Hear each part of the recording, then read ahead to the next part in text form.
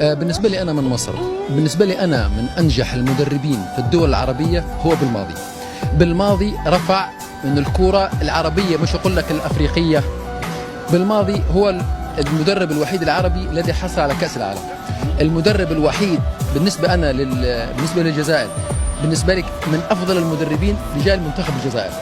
أنا مصري، أنا بالنسبة لي نشوف بالماضي يلعب في كرة، ما نتكلمش عن الدول الأوروبية، نتكلم عن الدول العربية والدول الأفريقية، يعمل في كرة صح. أنت اليوم جاي تنتقد لي في بالماضي، شوف بالماضي إيش عمل معك بالماتشات كلها. من أقوى المنتخبات بالماضي هزمها، من أكبر المنتخبات فاز عليهم. أنت ما تجيش تتفرج على ماتش إنه تعادل فيه ولا ماتش تهزم فيه، شوف إيش عنده من الرصيد. المدرب الوحيد اللي وطني.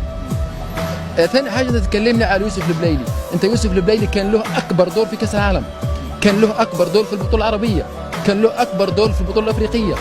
ما تجيش تنتقد لي، أنا مصري ومن مصر ونحب بلادي ونحب الجزائر، من حب للجزائر نجيها كل عام مرة. ما تنتقدليش نبي مدرب. أنا بالنسبة لي هذا مدرب ناجح.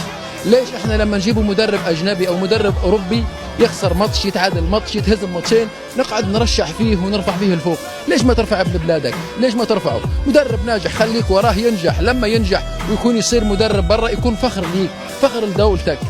هذا الرسالة اللي أنا حبيت نوصلها، ونشكر شعب الجزائر على حسن الضيافة وحسن الاستقبال، ويعطيكم الصحة. ظاهر أنك أنت رياضي، بس خذ الرياضة بطريقة أخرى. أنا عارف أنك أنت تدافع عن يوسف البليلي، أنا من مصر. أنا ندافع أستاذ، ندافع على واحد جوار يكون في المستوى، وشوي يكون مصري ولا ليبي ولا تونسي اللي يلعب كرة القدم مليح ندافع معه.